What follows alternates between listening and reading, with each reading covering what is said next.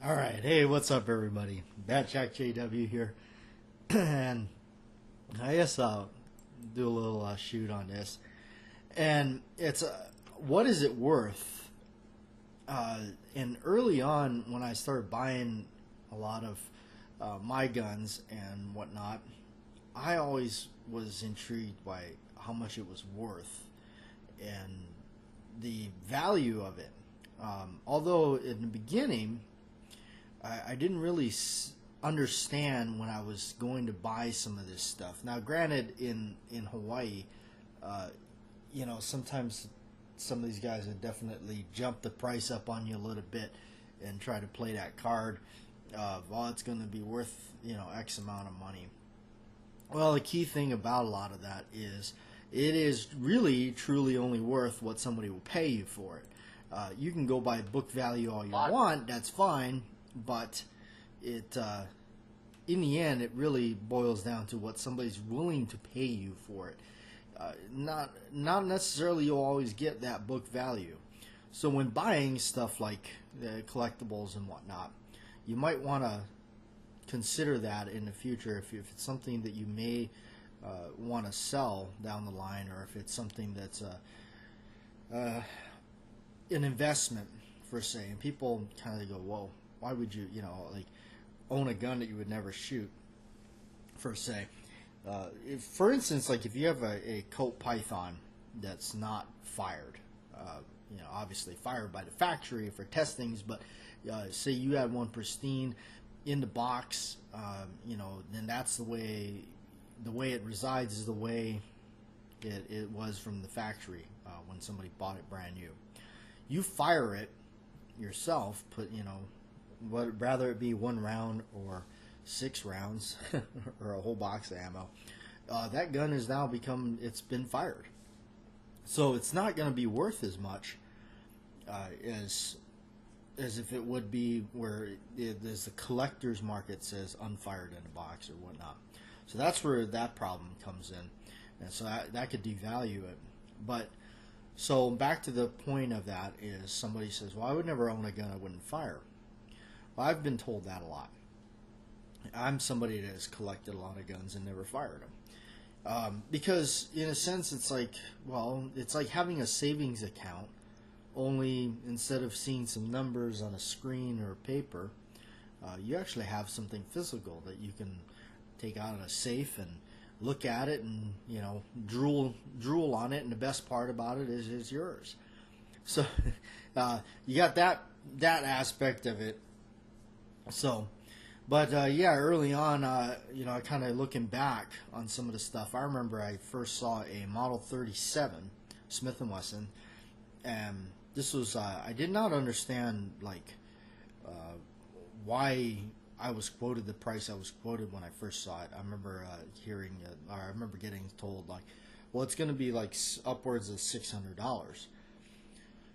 This was probably close to 10 years ago or something, and I thought that was a bit high, and I didn't understand what was, and of course the price at the time that was a bit high. But it wasn't until I started to educate myself in getting some books and reading up on some stuff. But I didn't really get that. Why was it so expensive and what have you? So as time went on, because now this is mostly because I didn't have a lot of money. I still don't have a lot of money. I would search and sniff out the deals and wait, and I learned to be patient and learned to just say no. So another good story is when I was looking for a Colt Detective Special, and I was quoted $1,000 for one. And I thought that was just almost ridiculous. I just, for some reason, I thought at the time that was just that couldn't be. So I definitely did not go for that deal, and wound up looking on Gunbroker, and wound up just kind of searching and searching and searching. Now I wound up finding one for like $400. And looking at prices now and compared to what I bought, some odd years ago, it's pretty crazy. to think that the prices, you know, I mean, I've paid like $500 for a used Colt 1911. Now, you're, you know, even on those now, I mean, a $500 Colt 1911, if you found it used, would probably look like it's been definitely used. If I recall right, some of those prices, like my first Model 29 was in the low under $500 kind of price. So I was certainly looking for all the deals I could find and not really trying to avoid overpaying for stuff. And trying to look back here and look at some of my older videos and look at some of the guns that were once in the collection that I'd since then probably let go or sold off. Another one was the Diamondback. That's right, the Colt Diamondback. I found that, I remember it was on an auction, and I just had to have one because of the movie Brannigan and what have you. So, you know, I just kept searching and searching, and it was looking a lot like I was going to wind up paying $1,000 for one, which was definitely, you know, not really what I wanted to do, but I was obsessing really badly at the time over the gun, and that's the problem is I get obsessed with it, and I just try to hunt one down and just, you know, so I wound up finding one, and I really didn't, you know, it wasn't a gun that I was looking for as a collectible. I was just looking for one that it was going to be a shooter because I wanted to shoot it and just play John Wayne with it. So I wound up finding one, and it was fairly cheap. In fact, it was so cheap, when I saw the auction, I tracked down who it was that was selling it and wound up finding out it was a shop, a gun shop, and I wound up contacting that gun shop, talked to the fella that owned it. We wound up, you know, I wound up saying, well, here's my, you know, he told me too, like, hey, you know, the pictures don't serve it justice. It locked up really tight. It probably was carried more than it was fired. So made a deal with the guy, and it was really a deal that was, it was too good to be true. But I thought with that kind of money, I might gamble with it. So I wound up getting it. Got it in the mail at the my shop in Hawaii, and I just was absolutely just surprised at how gorgeous it really was, because it really truly was fantastic, hardly ever used, all that. It was just great. So,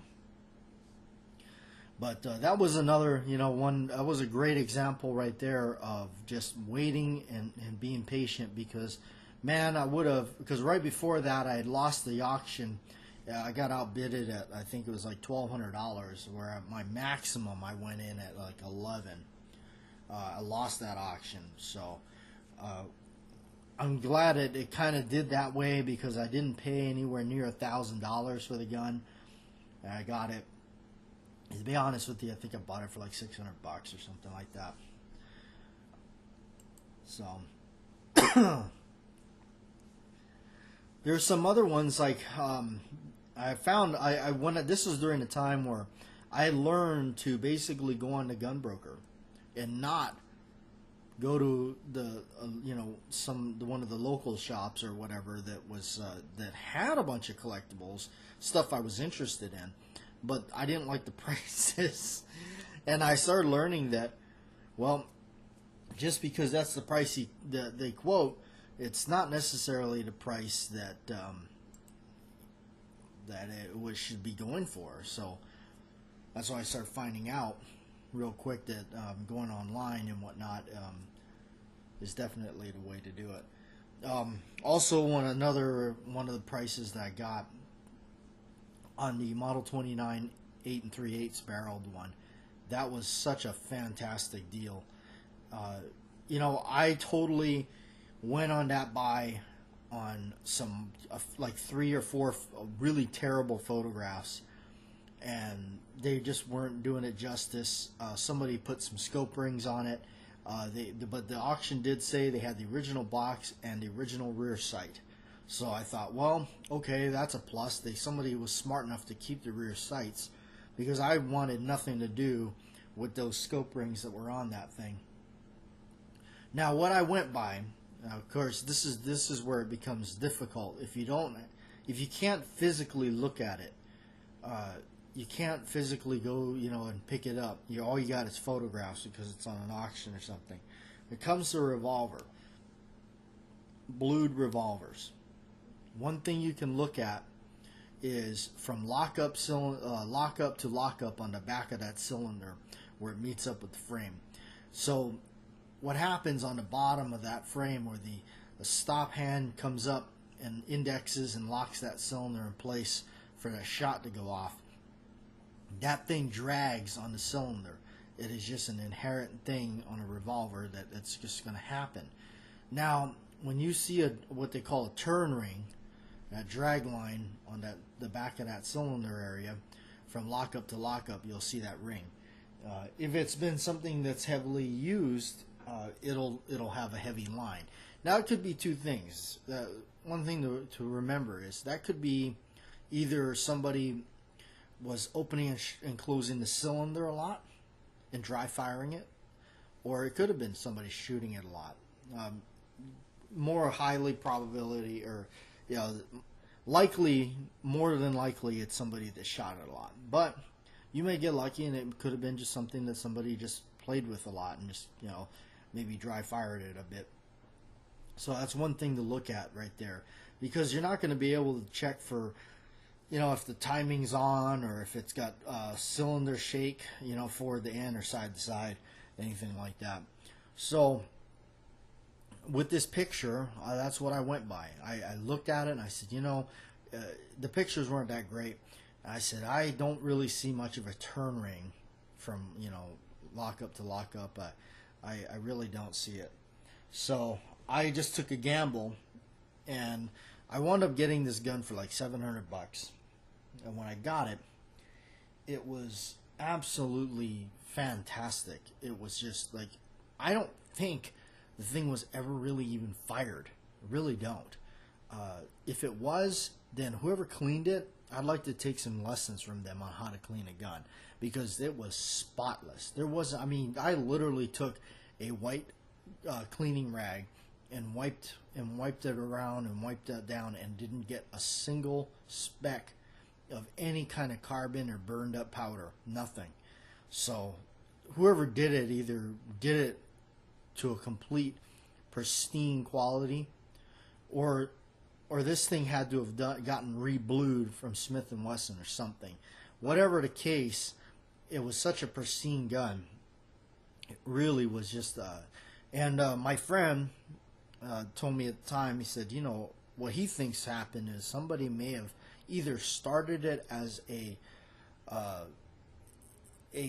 build that they were going to do.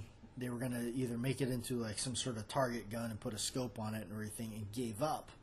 Or they did all that, fired it once, and just said, no way, and scrapped the whole project and then sold it. So, and to my definite great luck and holding out and looking around, because at the time, that's what I really wanted, was an 8 3/8 Smith & Wesson 44 Magnum, Model 29. It'd be exactly like what he had in Taxi Driver, and of course it's got that Dirty Harry thing anyway. But yeah, Taxi Driver was really what did it for me with that one.